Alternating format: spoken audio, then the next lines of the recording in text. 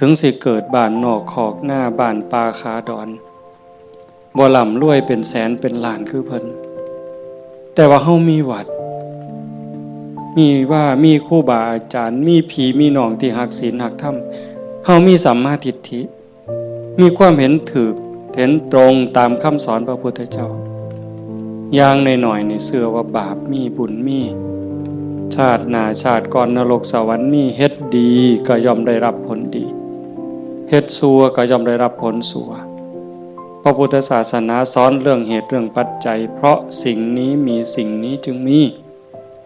วานพืชจังไดก็ได้ผลจังซั่น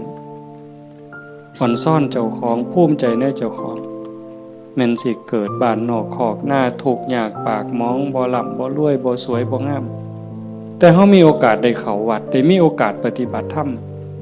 เป็นผู้บ่ประมาทได้ยินเสียงปากเสียงเว้าของครูบาอาจารย์น้อมนำลงสู่การประพฤติปฏิบัติ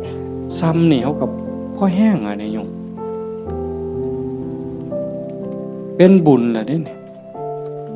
เกิดปีติเกิดความอิ่มใจแล้วก็ตั้งตนในความบ่ประมาทอีกอันนี้หมายถึงบุญ